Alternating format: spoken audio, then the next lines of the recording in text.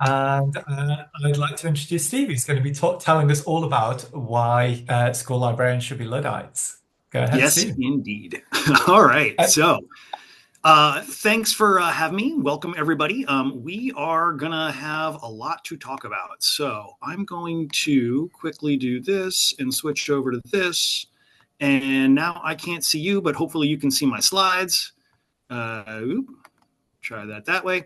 So, there are way more things to talk about here than we have time to talk about. And I hope that you will take advantage of the slides. They are available to you both on the site. There's a short link here, bit.ly/edtech capitalized in camel case.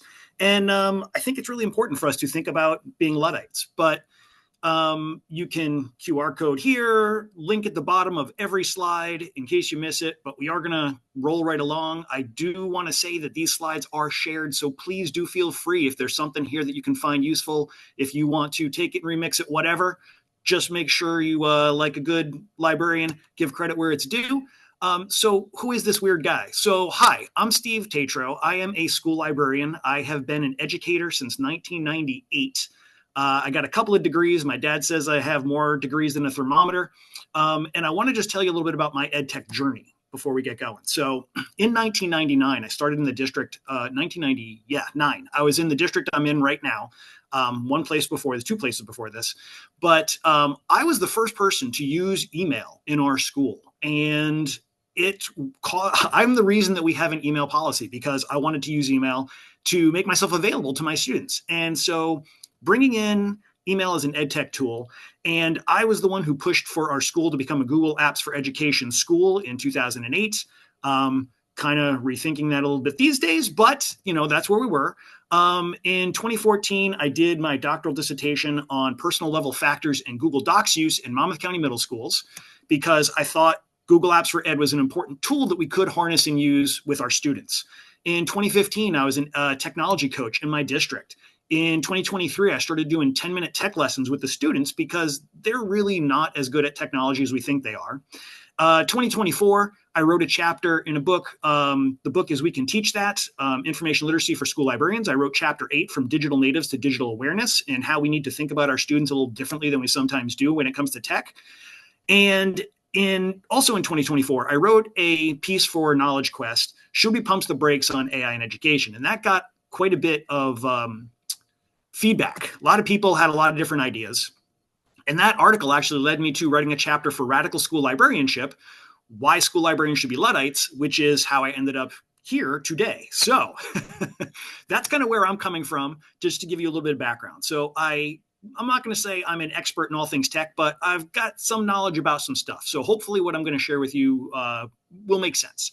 So it's kind of interesting. If you look at the history of technology in education, there has never been a technology that's been just adopted straight off and everyone's like, yes, that's the best thing that we could have done. I mean, look back as far as the 1960s and people started looking at calculators in school. And there was a huge debate about this, whether we should have calculators or not.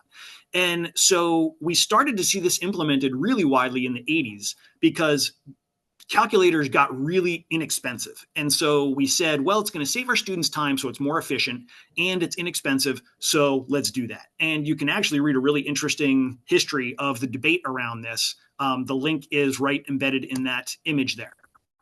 So 70s and 80s, we moved from calculators, we start moving into personal computers. And I don't know if y'all are as familiar with the Oregon Trail game, but this was huge in the late 70s, early 80s in public schools. And the thing was, they were brought in to be a way to use personal computers. And the thing is, there wasn't really a problem that computers were addressing in the late 70s and early 80s. We had students playing games that were sort of a novelty. They were learning a little bit about coding, but PCs were still relatively expensive. And so computers weren't really widely adopted. They weren't solving a problem and they weren't really economically viable. So as we move through the 80s, through the 2000s, then we start to see more and more pushes for ways we can take stuff from business that has made business more efficient, and how do we make schools more efficient in the same way? And so like writing takes a long time. Doing presentations takes lots of materials. What's a way that we can make that more efficient? Word processing, slide decks. Computers now PCs have gotten relatively inexpensive. Software has gotten relatively inexpensive. So now we start to see technology being widely applied for computer use, right? And then as we go through the 2000s, the late 90s and the early 2000s, even really up through the 2020s, we've got now ways to make student production faster, but accessing information still takes a long time. And so through the late 90s, through the 2000s, the 2010s, and even up to the 2020s, we start to see internet becoming a major tool. And especially in the 2020s, especially when we got into the situation where we had lockdowns going on, that really was a moment where the internet really became a must-have rather than a nice-to-have. And it's gotten really inexpensive at that point. So we see a problem that's being solved, and it's inexpensive to solve it.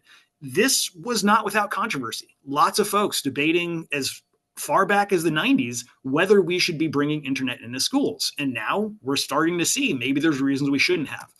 So, and then in the 2010s and the 2020s, we've got this problem of we've got applications that need to go onto desktops or laptops, and booting up those devices takes minutes at a time, and minutes in a classroom, you can't afford it. So we start to see cloud-based software. We start to see minimal startups. We start to see Chromebooks, super inexpensive, fast to boot. So like they're solving these issues. They're taking away friction. They're making things more efficient. And we're starting to, again, see those same kind of debates about should we be doing this? And now we're actually moving into a very strong era of should we be having this kind of technology in schools? And if you haven't seen those conversations, there's a great piece in EdWeek here. It's linked. You can click on it and go check it out. So with all of that in mind, let's take a look at the really recent past. November 2022 is when we're starting back, and going up until now, we've got ChatGPT, we've got AI hitting the market and being widely available as free models that can be used by anybody, right? So we start to see all this going on. But the thing is, should we? And so let's take a step back. Let's think about AI. What is AI? Well, AI stands for artificial intelligence, but we need to understand that's a marketing term. That is not a statement of the product's contents or abilities, because the fact of the matter is, AI isn't always artificial.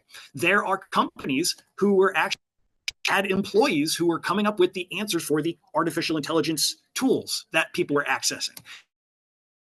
And not intelligent, because as we have seen, there are plenty of, don't freeze on me now, not actually intelligent. We got plenty of AI pieces coming out about how AI is telling people to eat rocks, telling people to put glue in their pizza.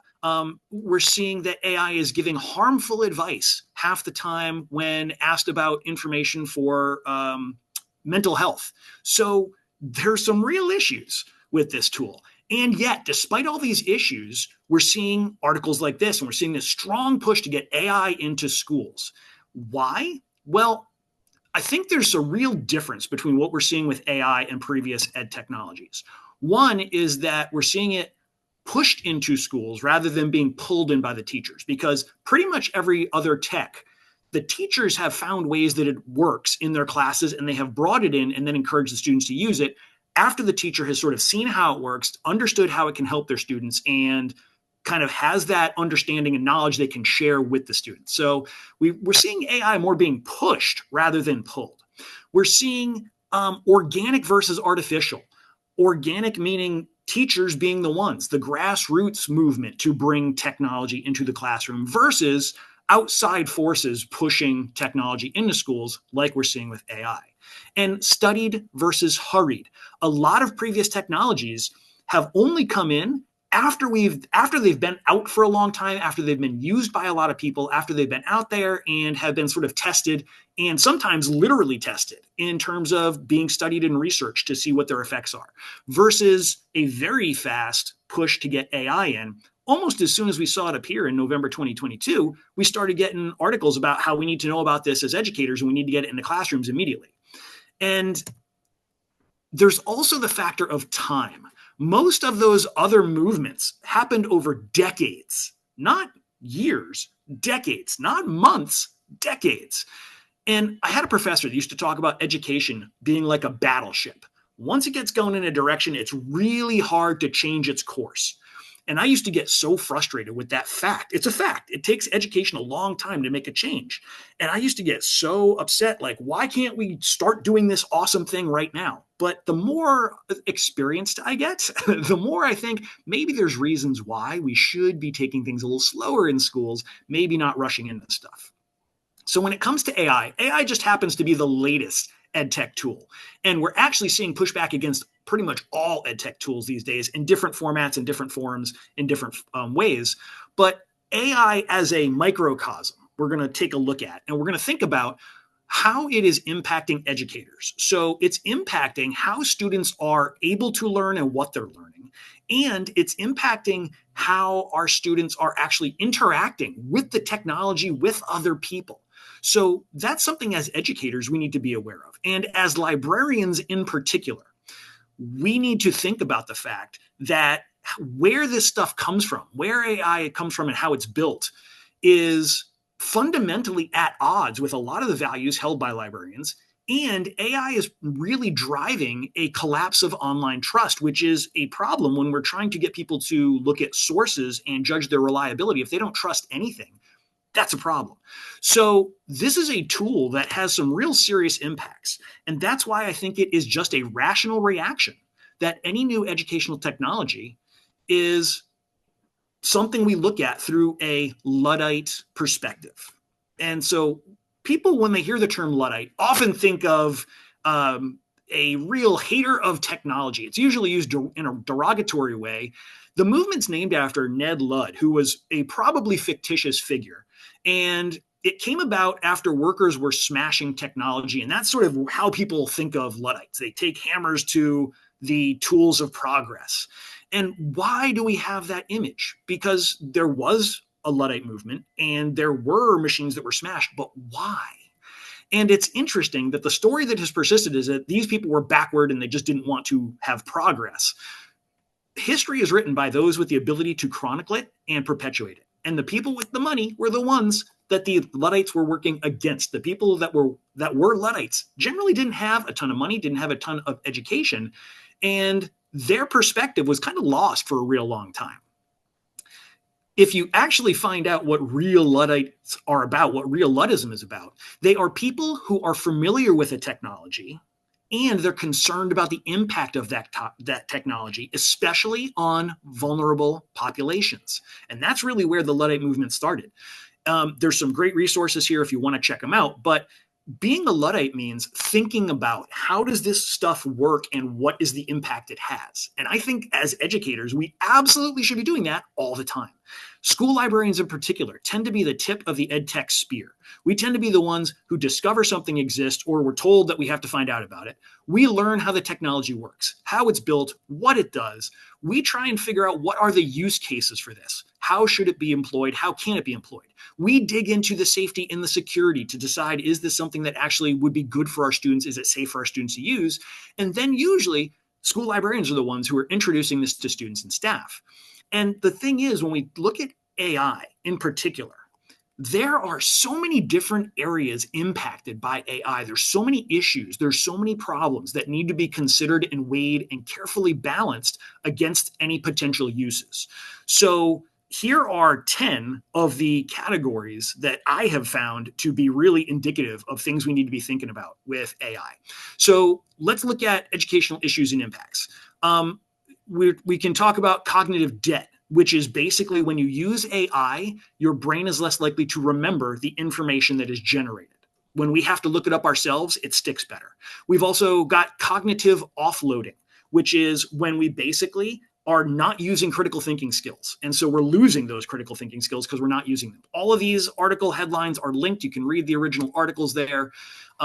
We got to think about the legality of AI. Imagine if your business model, you're going to start a new business and you said, I'm going to steal things from others and sell them. And that was your business model. And imagine if you were caught stealing and then selling that. And your defense was, but if I don't steal and sell, I can't make any money. That is the case that several AI companies are making for why what they're doing should be allowed to be done, even though they are breaking copyright and all sorts of issues with trademark and just horrible IP issues all over the place, right? So that's a legal issue we need to be aware of. Morality. Just because it's not copyrighted doesn't mean it's moral to use. So many AI sources are now scraping information from the net without the knowledge or even the permission of the folks who are creating that information. So that's morally suspect. That's something we need to examine and think about as we get ready to share this out. There's also other issues with that, but we'll come back to that. There's ethics involved because AI acts unethically. Multiple models of AI that have been put out there that have shown that it is unethical because machines don't have ethics. AI slop is polluting the information landscape. That's an ethical issue that we as information sharers need to be aware of. So if we're using these tools that create slop, we are acting unethically in the profession if we are creating slop. So we've got to think about then why is, if there's all these issues, why are we getting this push to have these tools used? And I mean, if you follow the money, it's real easy to see why. Companies are pushing AI because it makes them money. It's not because it's good for students. It's not because it's good for users. I just saw this really cool article not too long ago about ChatGPT is now giving away access to students at Cal State University in California during finals so that students get used to using this tool. Do you think that's out of the goodness of their heart? No, of course not. They're hoping to monetize that. And it's kind of like, the CEO of a company that sells dog poop says dog poop is the future. Of course, right? The person who makes the thing is going to tell you the thing is really worth paying for. That's not necessarily the case, though. There's also a lot of other ethical issues. And there's this really great piece by Per Axborn, and I hope that you will take some time at some point to go through it. We don't have time right now, but there's so many elements to the ethics of AI that are worth thinking about. There's environmental impacts. AI uses potable water for cooling. So there are places that don't have enough potable water, and yet it's being used for cooling these devices. And it also requires massive amounts of electricity. And when you start looking into the math on how much energy is being used by data centers and what the water use looks like, there was just literally yesterday, I saw an article about how there was a data center in the state of Georgia in the US that used 30 million gallons of water, and nobody was aware of it until the water company went, hey, wait a minute, why are we missing 30 million gallons of water? And then somebody realized, oh, because this data center hooked up and started using it and didn't tell anybody. And we know from the UN that we are entering into an issue, into a world where water is going to be a major scarcity. And so now we're talking about we're going to pump this water that people need to drink into machines that create slop. That doesn't seem like a great idea to me. And there's this additional layer to the environmental impacts that so much of the AI infrastructure is being built in areas where the environmental impacts are going to be felt most by people in minority positions that are not able to stand up to the companies that are doing these things. There's basically environmental racism is going on. People are being unjustly penalized for where they live, and often that's because of the color of their skin or their inability to stand up and push back against some of the stuff that is going on. There are psychological impacts of AI. We have, sadly, articles and studies about how different AI tools hold sensual chats with kids. Oh, just saying it creeps me out. We know that AI does not give good mental health advice. And we've got cases, there's several, but there's cases where people are claiming that because of an AI interaction, teens have killed themselves. So we need to think very carefully about these tools. Privacy and security, that's always something we should be thinking about in schools. And I mean, it's basically like a horror show right now. AI does not have very strong, if any, safeties and guardrails to prevent people from accessing information that is used by users. There's just, the security is so porous, the privacy is just so open, it's really not great. And so we've got to think about what tools are we using and how are they exposing our students information. There's economic impacts. We see lots of stories about how companies have been laying people off and replacing them with AI. And yet those companies are then finding that they often aren't able to do the job that they're supposed to be doing with the AI. It's not able to perform like people. And so they're rehiring people back. There's philosophical issues. We are not really able to look inside of AI and understand how it works and what it does. Some of it just is self-training and self-generating, and that's a problem that we can't know what's going on inside it. The other thing that's a problem philosophically and educationally is that most AI models are built by, or AI outputs are built by taking the average of things and basically giving you the average of stuff. And there's a real concern that that's pushing us away from creativity and innovation and toward mediocrity and conformity. That's a problem. Racism and bias. Holy smokes. We could spend the whole day just talking about the racism and bias that is inherent in AI products, most of which is because those training models that are drawing from widely from the internet's not really a great place. It's got some real bad corners. And if you're using that as part of your training data, you're going to get some real bad results out of it. So I've heard so many people throwing out red herrings about AI, like, oh, being against AI in schools is like being against sex ed, or it's already out there. We have to prepare students to use it, or my bosses are making me use it, so why shouldn't my student use it? But other technologies are bad for the environment, and you're not railing against those. These are all beside the point. Because if we look at the actual issues with AI, we start to see that there are things we need to really pay attention to. And I think it's very, very important that we don't ignore AI. I don't think we can, and I don't think we should. And if we're being responsible educators, we literally cannot, because we would not be doing our jobs. We must educate about AI.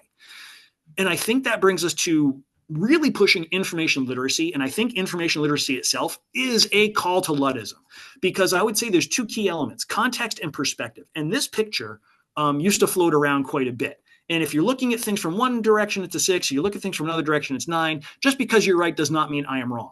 Except that's BS. Because if we're in a parking lot and there's a whole bunch of numbers, there's either a 7 or a 7 and a 5 on one side, or there's an 8 and a 10 on either side of this figure.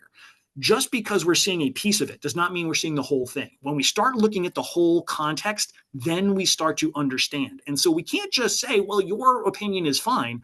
We need to actually look at the bigger picture. We also need to think about perspective, because like I said, the companies that are out there pushing AI are going to say, of course you need AI. Of course you need to train your kids in this. They have a very specific perspective. We need to be a little more open. We need to be a little more thoughtful.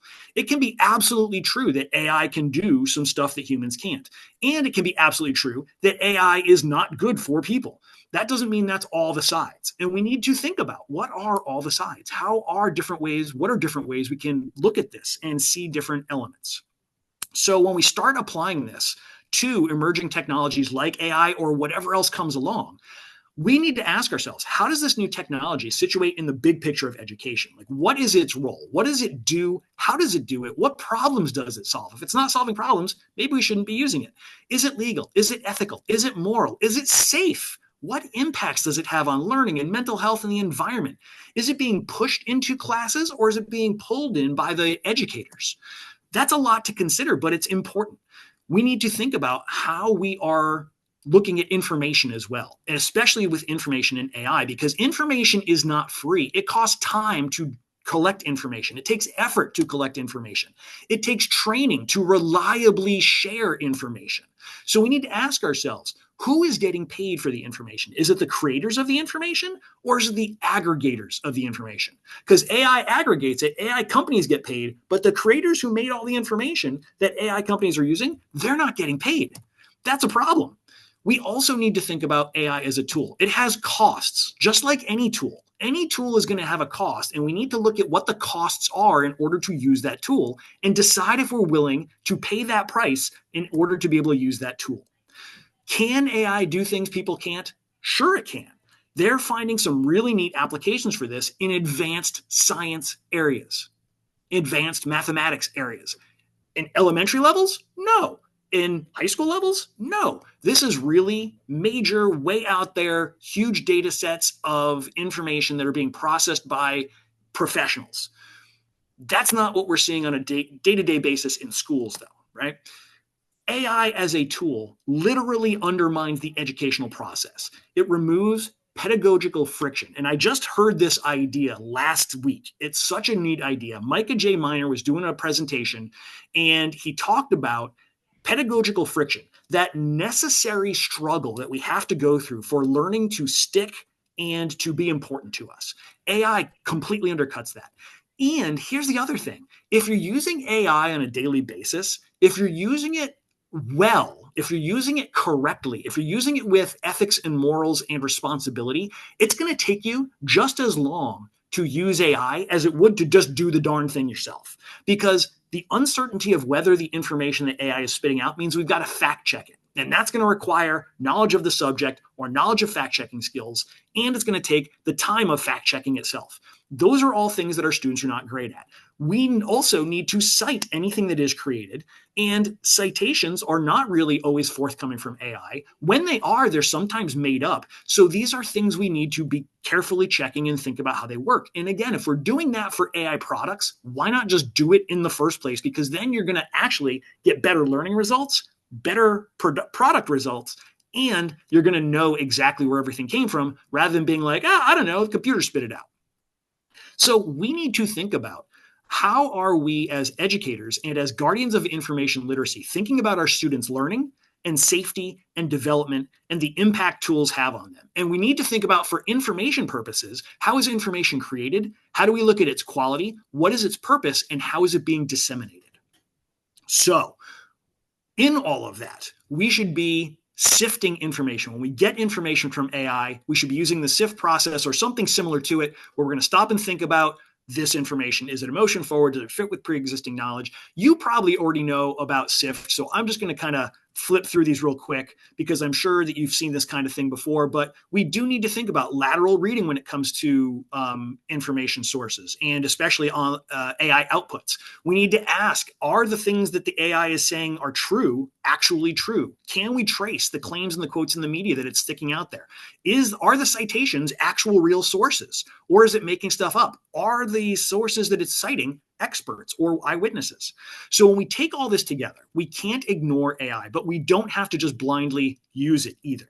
We can be knowledgeable. We can think about its capabilities and its use cases. We can think about the cost versus the benefits, and we don't have to take the bait. We don't have to just go, oh, okay, it's something that's being used. I guess we need to shove it into schools, because I don't think that's the best way to handle things. We need to educate about AI. We need to educate ourselves. We need to know about how it works and why it works and what the problems are and what the benefits are. And we also need to educate others, not just students. We also need to educate our staff. We need to educate our administrators. We need to get school boards involved. We need to think about parents and help them understand the pros and the cons, especially the cons. When it comes to students, we don't get a whole lot of chances to undo cons. So we've got to think about how we are using ed tech tools, whether it's AI or something else, that create productive friction. We do not want to make school perfectly frictionless. We do not want to make school perfectly efficient, because that means that we are taking away the learning friction that is needed. So, that was a lot. I apologize for rushing, but I wanted to hopefully get to the key points there. So, I am going to switch over and say, if anybody has any questions, comments, issues that you want to bring up, now would be a great time. There's also some contact information in that slide deck. Like I said, all the links are in there for you to poke at. And please do feel free to get in touch, because I love talking about this stuff. I'm going to poke over to the chat real quick here. How have colleagues administration in your school responded to questioning stance? So I have been very fortunate that I've had administrators who have listened to what I've had to say. We have formed an AI task force in my middle school where I teach, and we've got administrators and administrators and teachers on board. Sorry, I forgot to unshare. That's my bad. And I'm not doing it very well now, but that's okay. So yes, we've got a task force. We are thinking about it, and we're trying to figure out how are we going to use or not use this, and what are we going to talk to students about as we get into it. To working education. Probably got time for one very quick last question, because I want to make sure everyone gets a break. But go ahead. Absolutely. Absolutely. And if I don't get your question, please do feel free to reach out. I always love talking about this stuff. There's some great chat going on here. I really appreciate what folks are sharing here. Quick thought of AI being produced. Uh, so, is there anything from your school librarian experience for resisting AI usage in sectors outside of school libraries? I think it's education. I think we just need people to be as aware as we can make them. And if we can help them understand both, there are pros and there are certain usage cases where it's absolutely should be used and could be used and is beneficial. I think generally, for the most part, in day to day life, I don't know that AI is really helpful. And it's really undercutting a lot of professionalism and a lot of professions and taking money out of people's pockets, harming our environment. So many things to consider as we weigh whether we want to use it. So thank you all so much. I greatly appreciate the opportunity. And like I said, reach out. It has been wonderful to be here today. Oh, it's been wonderful to have you. Thank you so much. And I'm sure you could see all the claps and applause and hearts flying up earlier. But yeah, that was awesome. Thank you so much. I'll put the recording up and the slides are already up, so there's lots of stuff for people to take away from that as well. So thanks everyone. We're going to take another break, so 15 minutes, and then we'll be back for the next set of sessions. Thank you very much, everybody. Bye.